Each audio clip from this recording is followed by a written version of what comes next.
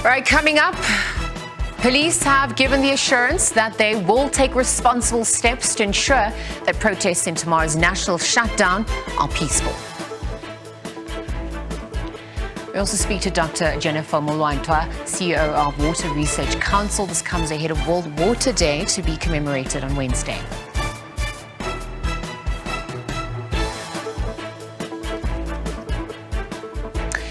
Hello and welcome. We are live from our studios in Auckland Park, Johannesburg. Thank you for tuning in. You're watching The Week Ahead with myself, Liesl Wilson. Interact with us on our social media platforms at The Week Ahead, or we can in fact use the hashtag The Week Ahead. Let's get straight into it.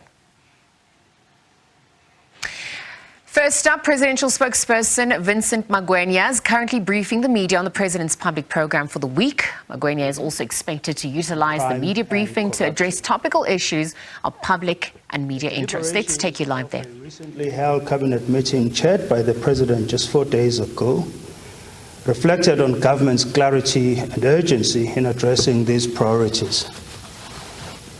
President Ramaphosa noted progress in such areas as the opening of a bid window of 513 megawatts of battery storage capacity as part of our response to the energy challenge. The President also welcomed a regulatory exemption granted to Eskom by Minister of Forestry, Fisheries and Environment, Ms. Barbara Creasy, that will later this year allow Kusile Power Station to resume generation capacity of 2,100 megawatts, which will reduce South Africa's exposure to load shedding by 2 levels.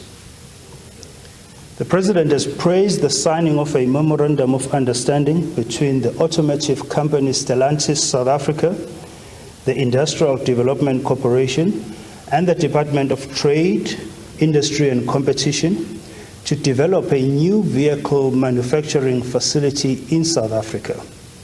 Stellantis sells Jeep, Alfa Romeo, Fiat, Citroën, Opel, and Peugeot brands in South Africa. An investment of this nature is an acknowledgement of our country's world-class manufacturing capacity in the automotive sector. It will deepen the industrialization of our economy, and most importantly, it will create more jobs. The President is also encouraged by the export numbers from Minister Ibrahim Patel when he presented the Department of Trade, Industry and Competition's Q3 report to Parliament. The Minister reported that as part of the realization of private sector pledges to invest more than 1 trillion rand in our economy, South Africa achieved 188 billion rands in manufactured exports in Q3. In other words, that translates to 60 billion rands a month or 2 billion rands a day. These colleagues are important examples among many of how government, social partners, and the nation's labor force are working together for inclusive and sustainable growth. This is the context within which the President's leadership and coordination plays out, and a demonstration of an economy that continues to open up and seek more growth. On Monday, the 20th of March, Mondays are normally reserved for the President to attend to his role as President of the governing African National Congress, and tomorrow will be no exception in this regard. On Tuesday, the 21st of March, the President will lead the national commemoration of Human Rights Day under the theme, Consolidating and Sustaining Human Rights Culture into the Future.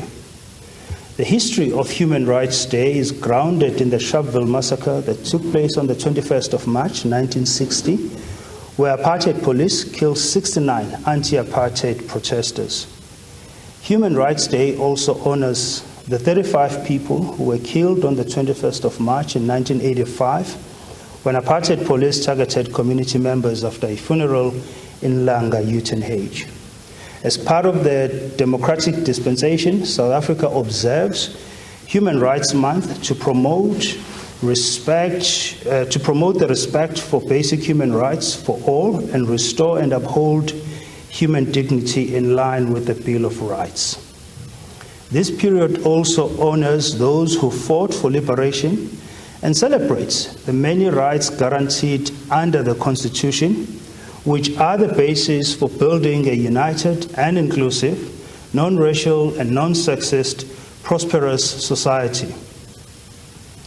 The R in the Northern Cape has been selected as the site for the National Human Rights Day commemoration as part of government's rotation of national days that ensures that communities in all provinces are able to be part of such occasions.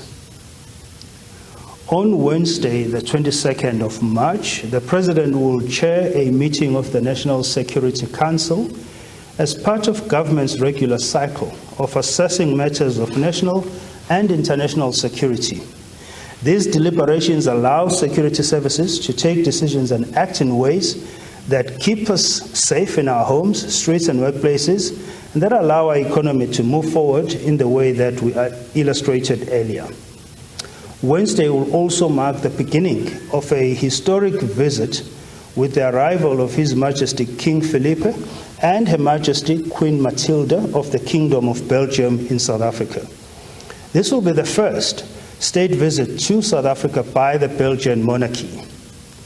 President Ramaphosa's invitation to His Majesty and Her Majesty underscores the strong bilateral relations that exist between the two countries. The state visit will serve to expand and strengthen bilateral relations between the two countries and revitalize economic relations with a focus on trade, foreign direct investment, and tourism.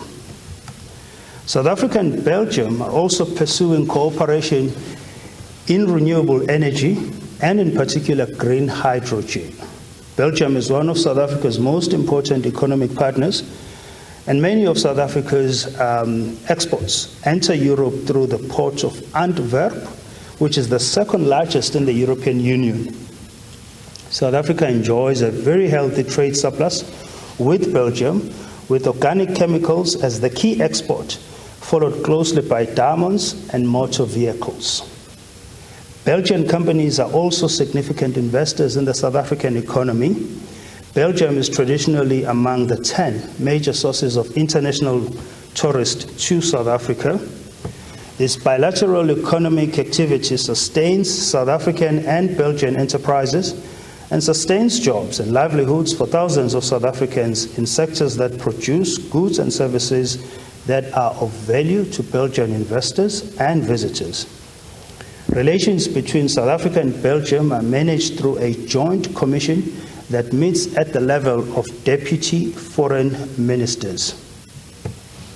The King's delegation will comprise of political, economic, and academic leadership, including the Federal Minister of Foreign Affairs, Ms. Haja Labib, as well as the ministers and representatives of the 5 regions of Belgium.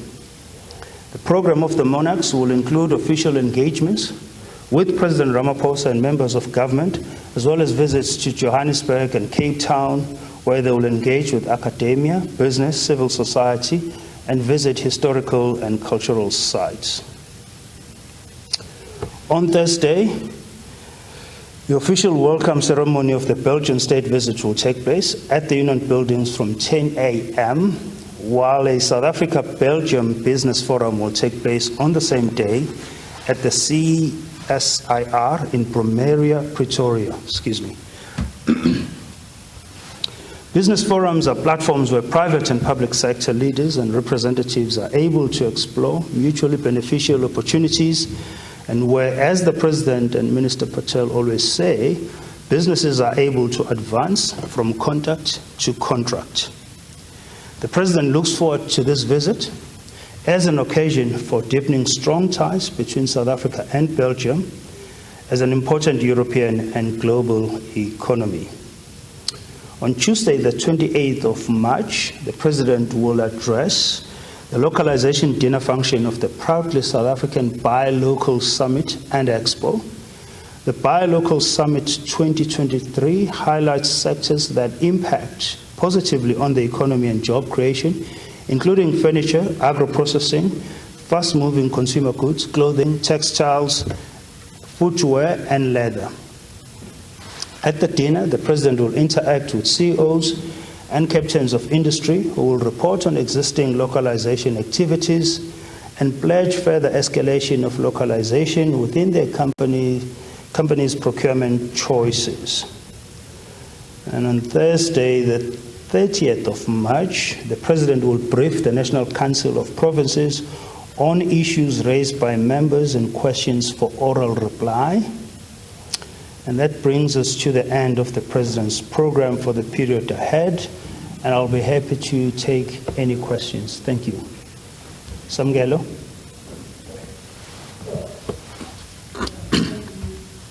Thank you very much, Mr. Andre.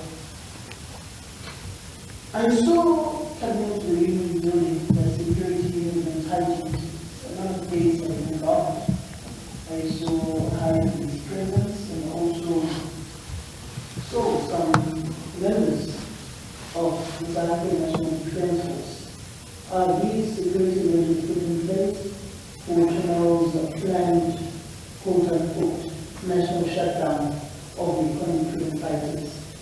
What plans does the government have in place to ensure that South Africans are safe and can go about their normal business tomorrow, and the issue of every security being used, what other security plans in place?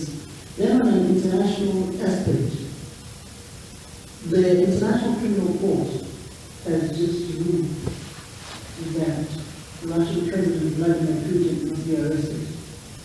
His plans to arrive in South Africa for the BRICS Nations Summit with South African chairman BRICS. Are plans still afoot for President Putin to arrive in South Africa?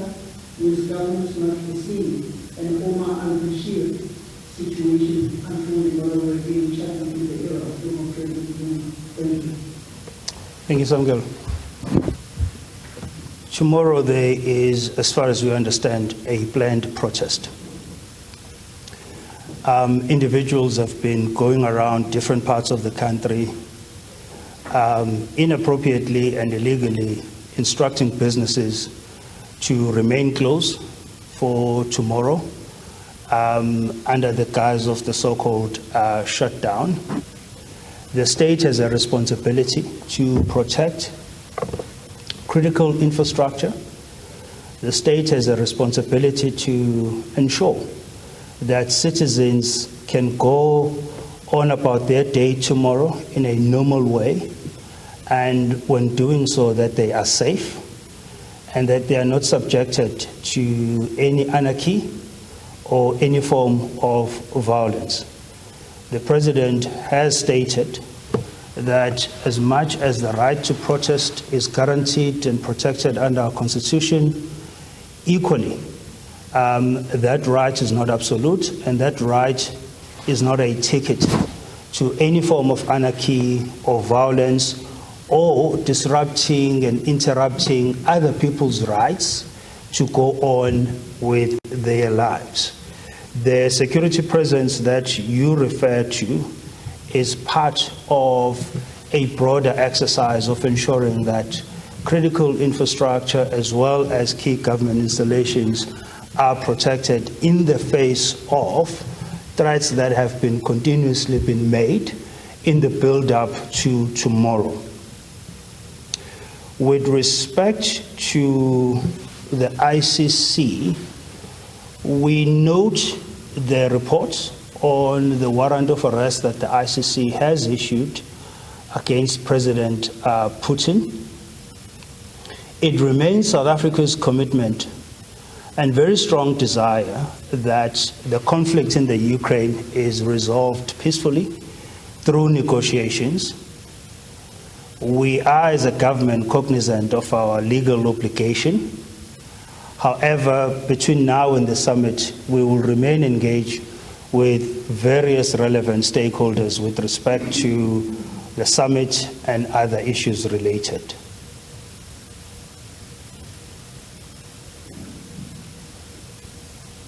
Thank you. I would just like to get an update with regards to the work of the electricity minister since his appointment. I heard the President mention yesterday during a civil society engagement that The decision to appoint the electricity minister was not even done through any, discussions or whatever, that the president moving forward is going to be making some tough decisions, and consultations will probably not be taking place. With regards to the work of the electricity minister, what has he done so far, as well as the announcement of the national state of disaster. Have funds already been dispersed, has the electricity minister's office been set up, etc. And then just lastly, is the presidency concerned of any threats of violence? Would you see a heightened police presence, in particular around the union buildings? Are there identified perhaps national key points that are also going to be seeing a heightened law enforcement presence? So let me start with the last question.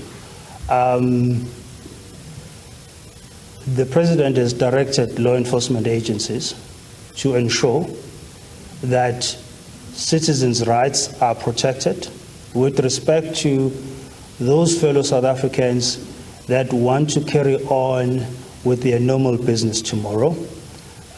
Schools will be closed as part of a mandatory school holiday.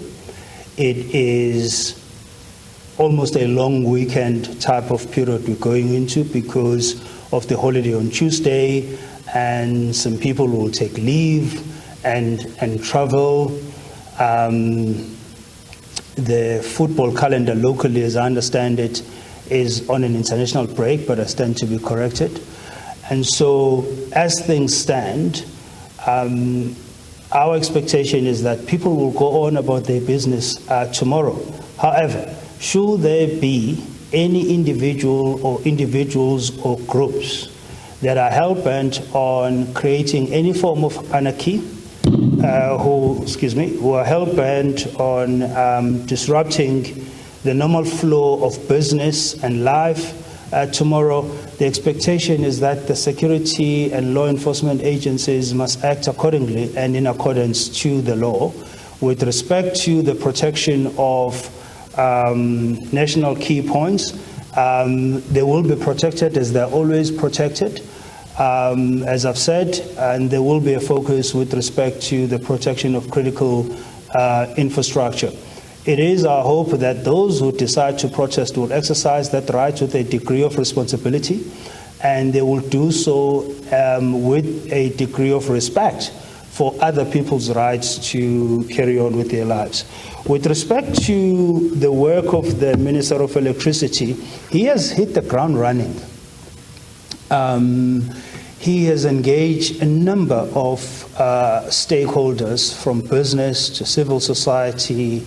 He has had extensive engagements with the media. The powers of the minister are being finalized. They are awaiting the president's signature, subject to any other further engagements that the president may deem fit. The minister will be visiting a number of power stations starting from tomorrow, actually, and those are Kriel and Duba power stations. And then on Tuesday, on the 21st, Tuesday, he will visit Kusile and Kendall. And on the 22nd, he will visit Tutuga and Camden Power Station, wrapping up with a visit, not wrapping up, but on day 4, which is the 23rd of March, he will visit the Letabo Power Station. On the 24th of March, he will visit Ankelech, the OCGT, as well as Quebec Power Stations. So he's hit the ground running. He's had many interactions with the board at ESCOM and management.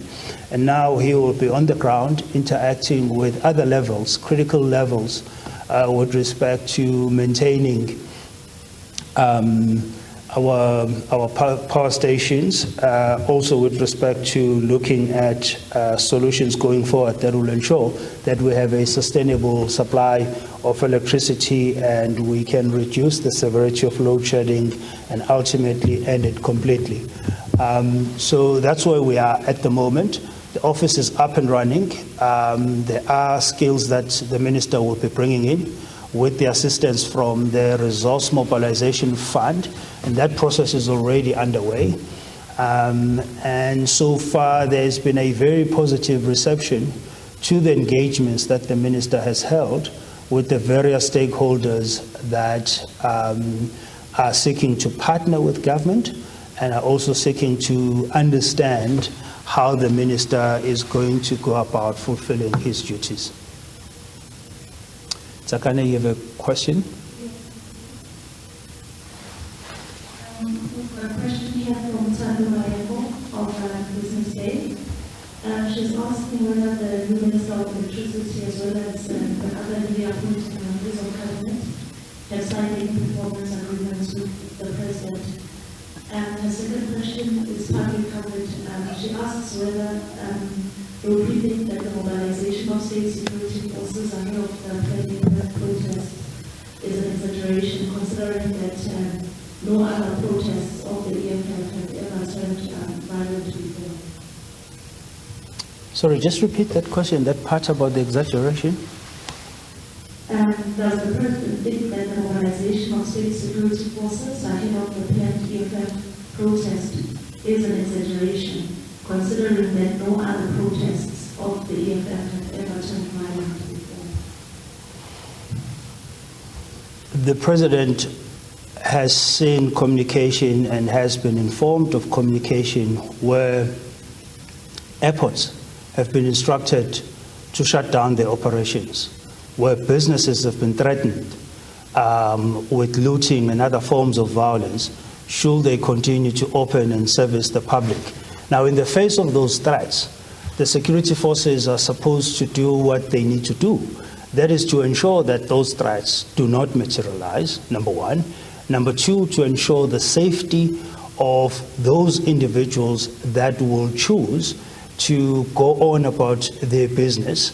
I'm not a security expert, neither is Tando in this regard, so we cannot judge what is an exaggeration or not, except to say there is a responsibility on the side of the state to ensure that all constitutional rights that citizens enjoy are enjoyed without interfering with the other, and that the safety of citizens and infrastructure and key points is first and foremost in this regard, in the face of threats that have been made in this regard. What was the other question from Tando? It was with respect to the performance agreement. There is a meeting that has been scheduled where the President will meet the new ministers. It was important to allow them some time to settle into their portfolios, to receive handover reports, to be briefed in terms of programs that are currently underway, as well as with respect to priorities that have been identified by the President going into the new financial year. So once those processes have been concluded, the issue of performance agreements will then be finalized. Samgar. Just on the issue of the Russian president, just to get clarity, as you said, we will be engaging as time goes on before the start of the big summit.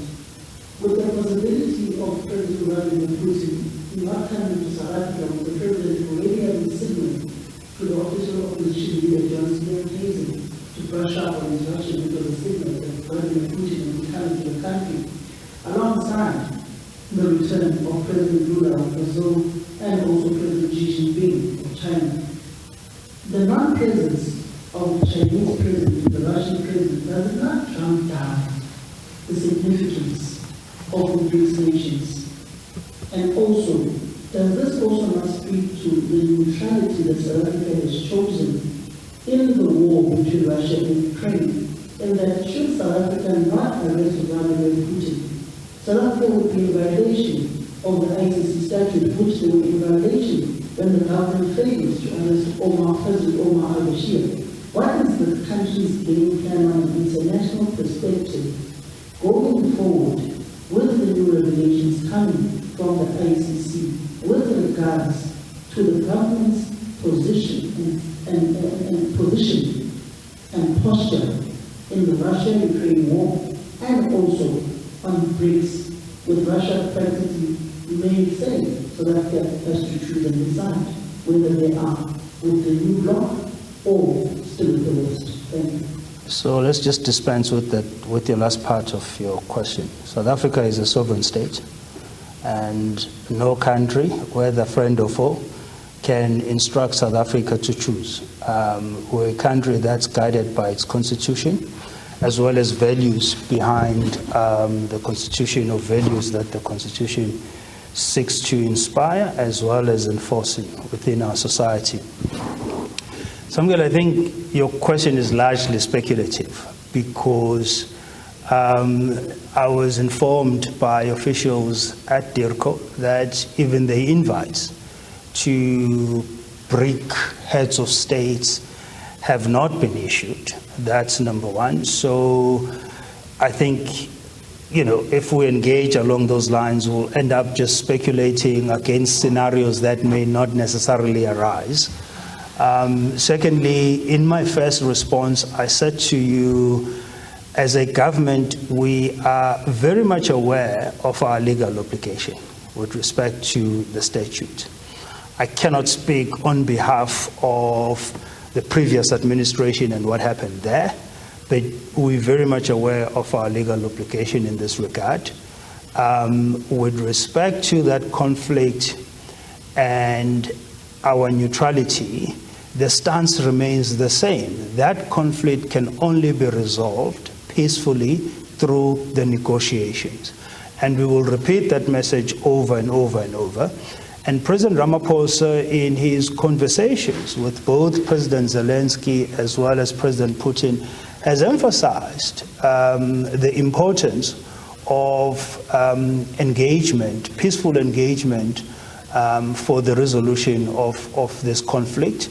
And the President has also emphasized that the UN Secretary General can play a very key role in facilitating these engagements. We saw, for example, the result of the intervention of the UN Secretary General that led to the opening up of that corridor with respect to the supply of wheat. And so it stands to reason that should the Secretary General be accorded the opportunity and space to intervene and lead peace talks, those talks will result certainly in a peaceful resolution of the conflict. So let's not speculate. Let's rather just deal with facts. At the moment, a lot of the scenarios that you paint are scenarios that may not arise in this particular case. Mr. Mgwenya, there was a photo from Newsroom Africa. I'd just like to ask about, we know this proposed shutdown taking place tomorrow. Some sentiments that have been shared before today that there might be a repeat of the 2021 July unrest. Has the state learned its lessons from that incident, and are there intelligence kind of methods or understandings that have been learned from the lessons that we observed in 2021 that are going to be applied now in terms of making sure that things don't escalate from the state side, just making sure that it understands all the things that are at play on the ground? So it's interesting because on the one hand you have people expressing genuine concerns that you could have a repeat of what happened in July. On the other hand, you have people alluding to the fact that the deployment that has been quite visible so far of security forces may be an exaggeration. Now, in between those two views, you have a state, a government that has a responsibility to protect its citizens and to ensure that we do not see the repeat of those horrible, horrible scenes that we saw in 2021. The recommendations of the Sandy Africa report that the President commissioned following that incident have been implemented by various law enforcement agencies, and they are still being implemented. You will recall towards the end of last year, we had quite a significant number of cadets that were graduating as part of the new public order policing, for example. And so those lessons have been learned, and the President has instructed law enforcement agencies to ensure that we do not ever see the repeat of those sins that we saw back in 2021. Sorry, Mr. Mabona, last year on my side. I would just like to get the Presidency's comment with regards to what we're seeing in our local municipalities, in particular Tshwane, we see the chaos in Johannesburg. Is the President concerned about the level of cooperative government within these municipalities? Because as it stands, Tshwane still doesn't have a mayor, and there's still a debacle around fake courts, documents, etc. So what are the expectations of the new Culture Minister in terms of getting these municipalities up and running again? And is there possibly a concern about this unfolding at a national level post-2024? Sure, Cindy. Okay, your question has two components in them, and the one component I'm going to stay away from. The one component is what I will refer to as political processes that are currently taking place in Tshwane. The other component is what will be concerns around the stability of the metro, the presence or absence thereof of a clear sort of governance process or framework that will render the metro into a more sort of stable position and enable it to deliver services to citizens. The President is concerned more broadly about the President is concerned more broadly about a number of issues that are currently impacting the effectiveness of local government. And that goes beyond any particular metro that is currently going through a political dispute. As a result of that, there's been a concerted effort aimed at addressing the various issues that have been flagged with respect to undermining the capacity of local government structures from delivering to their mandates. And the new minister is well aware of the challenges that are affecting that sector of government. And the President is going to be monitoring very closely the developments that will see some form of improvement with respect to the manner in which local government structures are led and managed, and more importantly, the manner in which they deliver services to citizens. It will be ideal that whatever political processes that have to take place in Tshwane are concluded as speedily as possible so that service delivery can continue and be improved, and so that the metro is brought to some level of stability.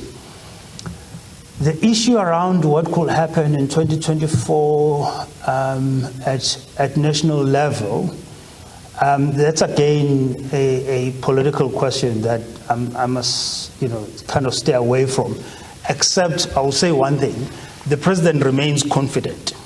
In our conversations with him, he remains confident that come 2024, he will be leading the administration of the governing party without any coalition.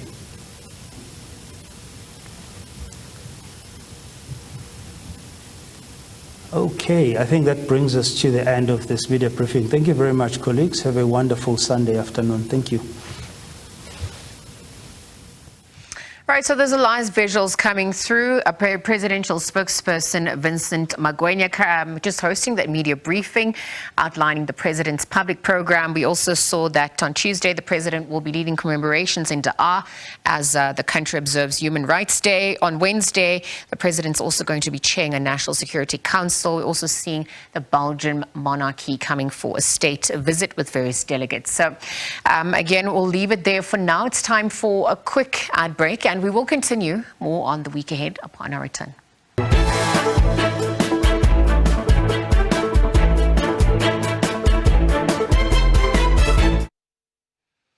Right, welcome back. The week ahead continues. In other news, set to make news this week, the first United Nations Water Conference in a generation kicks off in New York in the United States on Wednesday. The event seeks to reinvigorate water-related targets set out in the Sustainable Development Goals blueprint. At its core, the conference is seen as an effort to galvanize international efforts towards the implementation of Goal 6, which calls for ensuring the availability and sustainable management of water and sanitation for all. The three-day event will conclude with what organizers are framing as a bold water action agenda that must give the world's lifeblood, which is water, the commitment it deserves. Demands for water and sanitation are rising owing to rapid population growth and urbanization and increasing water needs from agriculture to energy production. But the sustainable management of this critical resource is faltering, and a conference that seeks to arrest this decline. We can no longer address water as a local or regional challenge. We have to address it as a global challenge. We have, in fact, breached the planetary boundaries for water. The threshold beyond which our human impact will put society at risk. We have to radically change the way we think about how we use, manage and value water. That is the core line of next week's conference. And we rapidly have to figure out how to repair and replenish the water cycle, even as we prosper. And the good news is that we do have what it takes to put water back on a sustainable track. Framing the debate is the faltering implementation around targets in Goal 6 of the SDGs that seeks to achieve universal and equitable access to safe and affordable drinking water for all by 2030, to achieve access to sanitation and hygiene for all, and end open defecation by the same deadline. But the UN warns meeting those targets requires a 4 times increase in the pace of progress, adding that at current rates, 1.6 billion people will lack safely managed drinking water and 3.8 billion people safely managed sanitation by the end of the decade. We have the scientific knowledge, we have most of the technologies and capacities, we have the financing. The question therefore is, do we have the political and societal will to address the water crisis head-on and reinvent our governance and finance, our policies and politics, our practices and approaches? Do we have this will, politically and societally, to change the way we understand, value and manage water radically and act upon that for a safer, healthier and more prosperous world, leaving no one behind? That is what this conference is all about. While a skill shortage in countries like South Africa, from water engineers and hydrologists to resource economists, is further compounding the problem, with improving education for water sector professionals a key focus of the conference. One of the objectives is capacity building. And the rising the capacity and having the educated people and the knowledge also sits at the plan of SG on Water Action Decade. We have 5 interactive dialogues, the 5 pillars of the Global Acceleration Framework, which includes basically financing, data, and it includes also capacity building. So all the discussions through these interactive dialogues, but also within the special events and the side events, they will focus also in this kind of issues. I mean, the capacity building, where education and knowledge is there, also part of this capacity building. Minister of Water and Sanitation, Senzo Mchunu, will lead the country's delegation this week.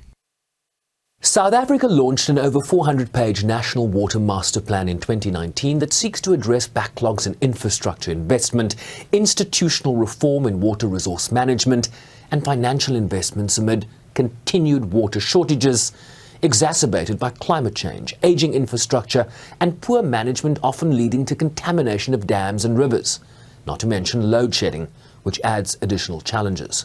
As this conference seeks to provide a roadmap for countries like South Africa in what is now an issue of global concern.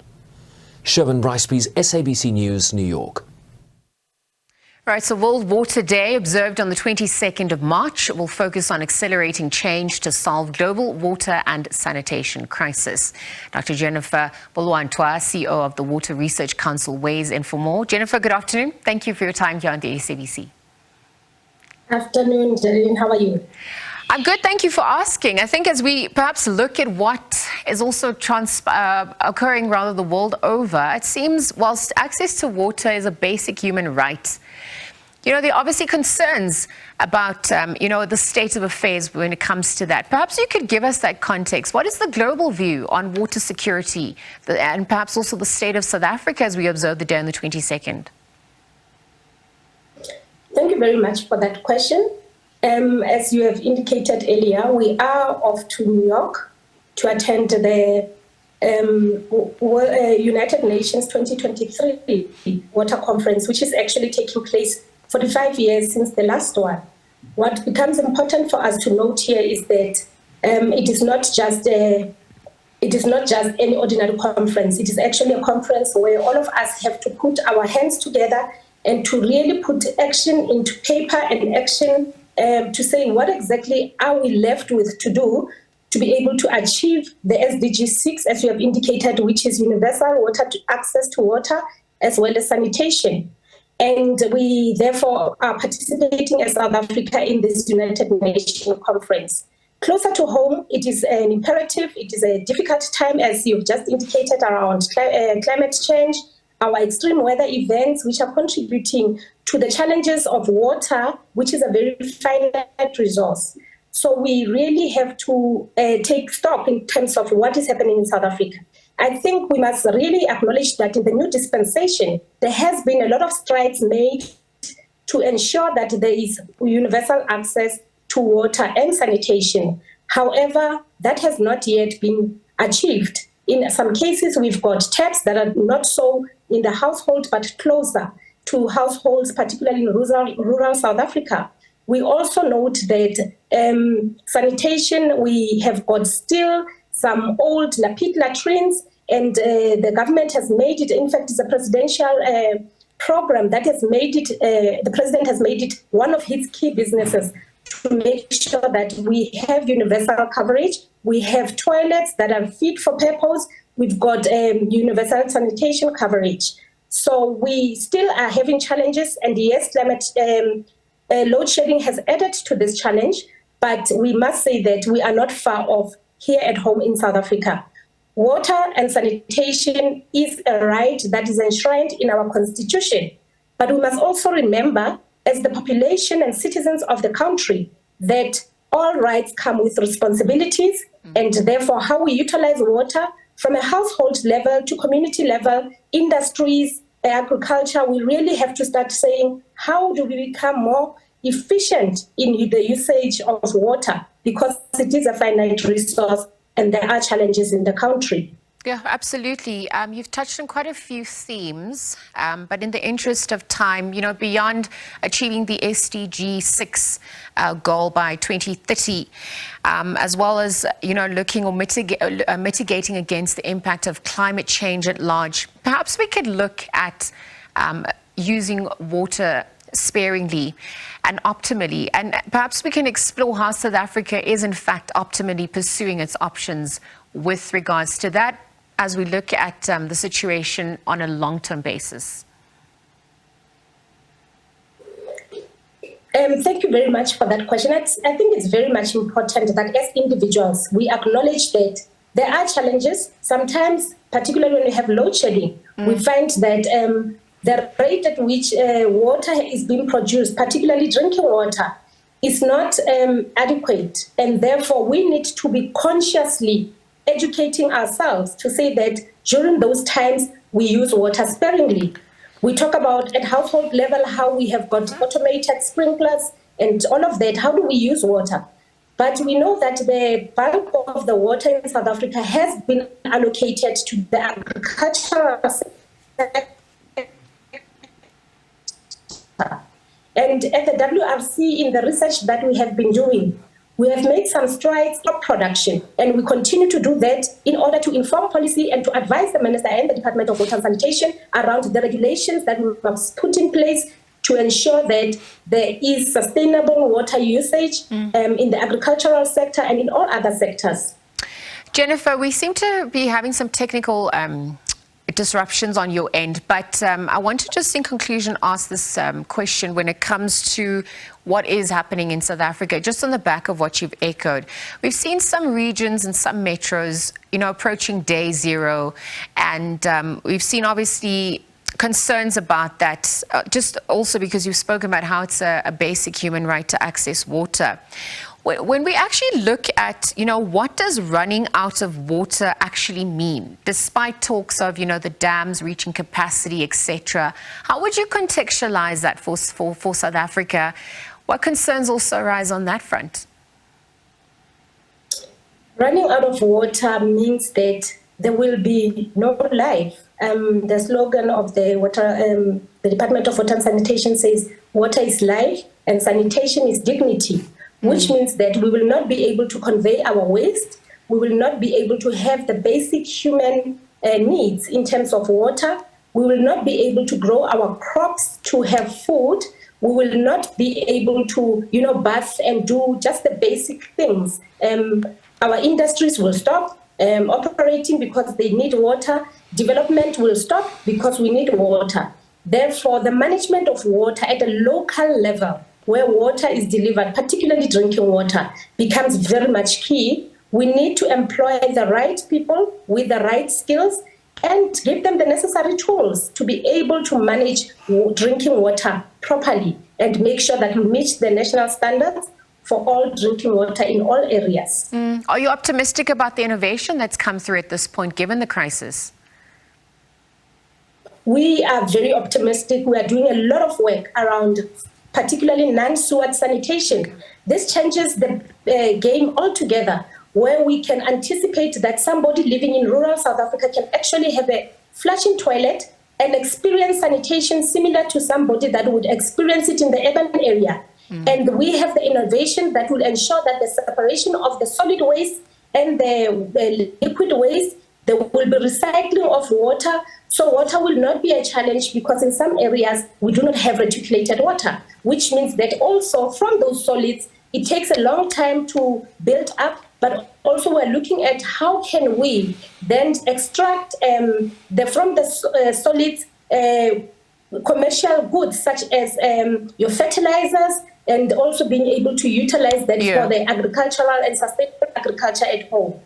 Jennifer, thank you for your time on the SABC. Perhaps also just exploring, the current state of affairs in South Africa when it comes to water security. Also, optimistic about the innovations and solutions that are on the cards for the country at large. Let's leave that conversation there for now. Dr. Jennifer Mulantwa, CEO of the Water Research Council, weighing in. This is ahead of World Water Day observed on the 22nd of March.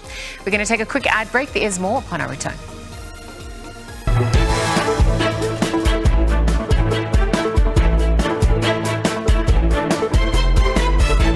Right, welcome back. The week ahead continues. In other news set to make headlines this week, World Tuberculosis Day is observed on the 24th of March each year, which will be commemorated this coming Friday under the theme, Yes, We Can End TB. The annual event is designed to build public awareness about the global epidemic of tuberculosis and as well as efforts to eliminate the disease. According to the World Health Organization, back in 2018, 10 million people fell ill with TB. 1.5 million died from the disease, mostly in low and middle income countries. So for more on this, we're joined by Dr. Norbert Njega, who is the head of National TB Program at the National Health Department.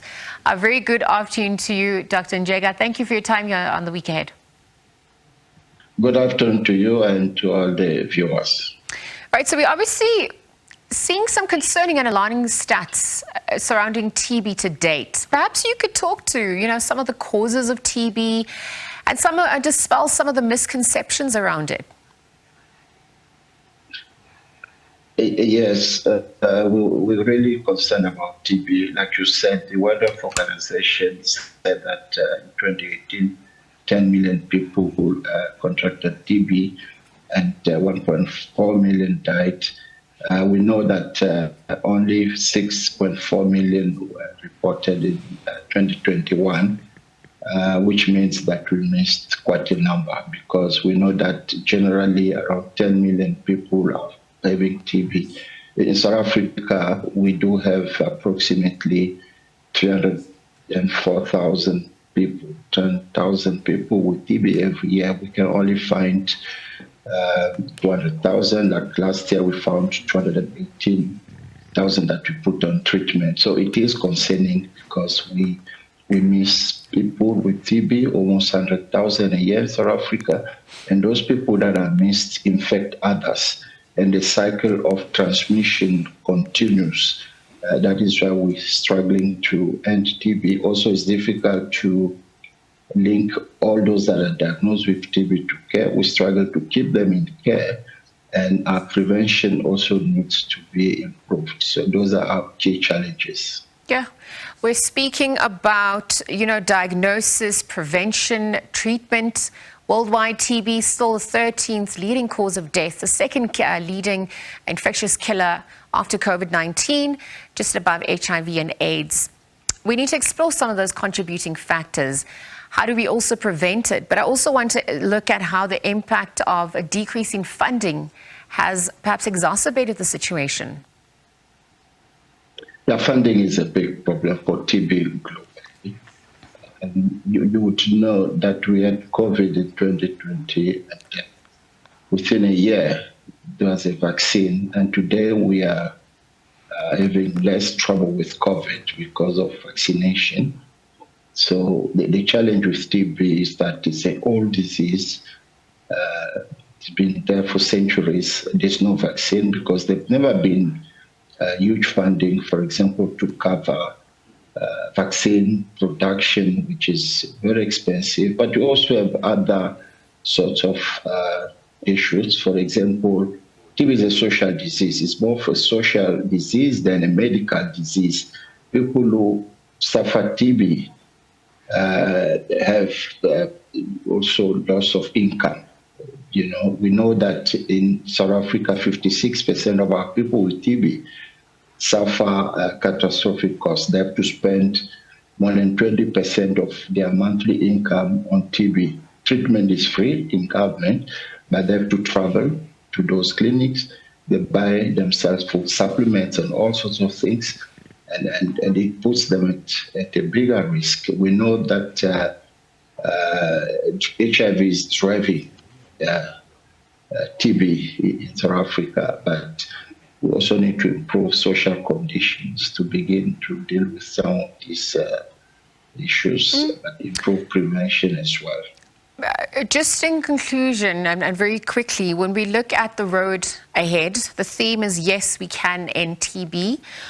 What are some of your expectations for the year ahead in terms of, milestones and objectives that you'd like to achieve, perhaps on both a public-private partnership level? How would you weigh in on that?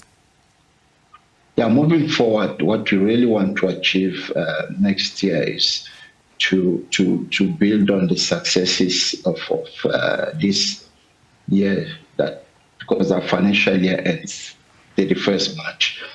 We had assigned ourselves an objective to do an extra 1 million gene experts in order to find the missing people with TB, and we're almost there. We had found 180,000 people on treatment 2021. We moved to 218,000 for 2022, which is a big success. We want to continue improvement of linkage to care. Everybody with TB receives a SMS in South Africa, all districts, as from August last year. So we want to encourage our people to provide a correct cell phone, because we're struggling to deliver some of those results. If we do that, we'll be able to link them to care. In order to retain them in care, we want to start a 6 months regimen for MDR TB patients, hard to treat, 4 months for children. Dr. Njeka, I'm going to have effective. to interrupt you and leave the Thank you. conversation there, but I want to thank you for your time. Thank you. Perhaps also just All right. as we, commemorate World TB Day on Friday, from myself and the team, until next time, take care. It's goodbye for now.